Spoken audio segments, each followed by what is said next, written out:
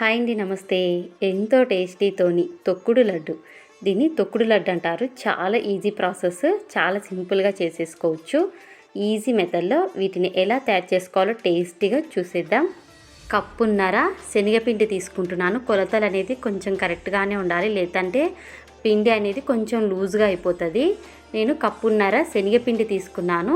పిండి అనేది జల్లించి తీసుకోవాలి. అలాగే 1.5 స్పూను పేరిన నెయ్యి వేసేసుకొని, అలాగే చిటికెడు సాల్ట్, అలాగే 1/2 స్పూన్ అంతా వంట సోడా కూడా వేసేసుకొని పిండిని అనేది బాగా కలిపేసుకోవాలి. అంతా కలిసేలా కలుపుకున్న తర్వాతకి వాటర్ అనేది చూసి పోసుకుంటూ పిండి అనేది ఇలా కలిపేసుకోవాలి. అంతా వీటిని మనకి చపాతి పిండి కన్నా కొంచెం లూజ్గా కలిపేసుకోవాలి. పిండి అనేది మనకి ఇలా ఉంటే సరిపోతుంది.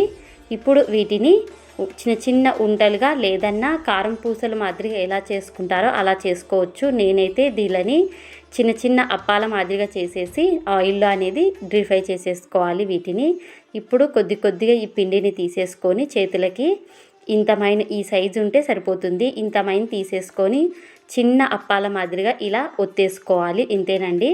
లేదా ఇంకో కారాల పావు ఉంటే కూడా వాటితో కూడా చేసేసుకోవచ్చు. ఆయిల్లో డీప్ ఫ్రై కావాలా అంతే. ఇవి నేను అన్నిటినీ ఇలా కొన్ని రెడీ చేసేసి పెట్టేసుకున్నా. ఈ రెడీ అయిన కాడికి వీటిని ఆయిల్ ఈటెక్కిన తర్వాతకి మంట అనేది కొంచెం మీడియంలో పెట్టేసుకొని వీటిని అంతా కొంచెం బ్రౌన్ కలర్ అంటే గోల్డెన్ కలర్ వచ్చేంత వరకు వేంపేసుకోవాలి. మరీ మాడనివ్వకూడదు.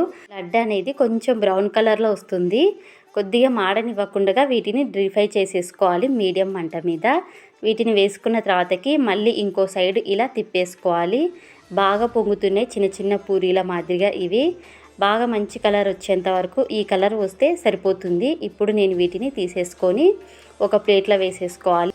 ఈ లడ్డు అనేది ఇది తయారు చేసుకోవడానికి ఇదే పెద్ద ప్రాసెస్. మిగతా అంతా చాలా ఈజీ, సింపుల్గా చేసేసుకోవచ్చు. ఇప్పుడు అన్నిటి ఇలా చల్లగైన తర్వాతకి వీటిని చిన్న చిన్న ముక్కలుగా చేసేసుకోవాలి. అన్నిటినీ ఇలా చూపిస్తున్న విధంగా అంత లోపల పచ్చివాసన పోయేదాకా వేయించుకోవడమే, అంతే. ఇలా ఏం లేదు ప్రాసెస్. ఇలా చిన్న చిన్న ముక్కలుగా చేసేసుకున్నాం కదా. ఇప్పుడు మిక్సీ జార్ తీసుకొని వీటిని మరీ బరకగా లేకుండా, మరీ మెత్తగా లేకుండా పట్టేసుకోవాలి. పిండి అనేది ఇలా పట్టేసుకోవాలి చూపిస్తున్న విధంగా. సేమ్ ఎలా ఉంటుందంటే ఇది బొంబాయి రవ్వ ఎలా ఉంటుందో అలా ఉంటుంది, అంతే. చిన్న బొంబాయి రవ్వ ఎలా ఉంటుందో అలా వచ్చేస్తుంది. ఇప్పుడు పక్కన పెట్టేసుకొని ఇప్పుడు పిండి 1.5 కప్పు తీసుకున్నాం కాబట్టి షుగర్ కూడా 1.5 కప్పు తీసుకుంటున్నా, కరెక్ట్ కొలత. అలాగే వాటర్ వచ్చేసి 1.5 కప్పు, అంటే ఇంకా కొంచెం తగ్గించైనా తీసుకోవచ్చు. మరి ఎక్కువైనా అంటే గిన పిండి అనేది మనకి కొద్దిగా లిక్విడ్ లాగా వచ్చేస్తుంది, లూజ్ అయిపోతుంది. అందుకనేసి కరెక్ట్ కొలత పోసేసుకోవాలి. ఇప్పుడు ఇది వచ్చేసి పాకం వచ్చేసి మనకి గులాబ్ జాములకు చేస్తాం కదా, లేదా ఎలా అంటారంటే తేనె పాకం ఉంటుంది కదా, ఆ తేనె ఎలాగైతే ఉంటుందో అలా జిగుటుగా ఉండాలి. అంతమైన పాకం ఉంటే సరిపోతుంది, లేదంటే మళ్ళీ లూజ్గా అయిపోతుంది. ఈ పాకం పట్టుకోవడంలో ఉందండి. లేదా వాటర్ అనేది కొంచెం 1 కప్పు పోసుకున్నా సరిపోతుంది. నేను పాకం కొంచెం గట్టిగా పట్టుకున్నా కాబట్టి ఇలా చేసేసుకున్నాను. ఇప్పుడు ఈ పిండిని అంతా పాకం కొద్దిగా చల్లగైన తర్వాతకి ఈ పిండి అనేది మొత్తాన్ని ఇందులో వేసేసుకొని కలిపేసుకోవడమే ఇందులోకి.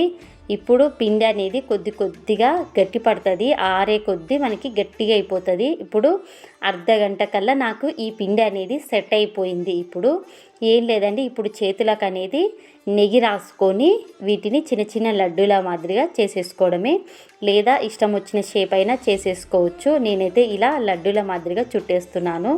దీని పేరే తొక్కుడు లడ్డు కాబట్టి దీన్ని లడ్డులాగే చుట్టేస్తున్నాను. చాలా బాగుంటుంది, చాలా స్వీట్గా, చాలా ఎక్సలెంట్గా ఉంటుంది. సేమ్ ఎలా ఉంటుందంటే టేస్ట్ అనేది మోతిచూర్ లడ్డు ఎలా ఉంటుందో టేస్ట్ అలా ఉంటుంది. నాకైతే టేస్ట్ అయితే అలాగే ఉంది.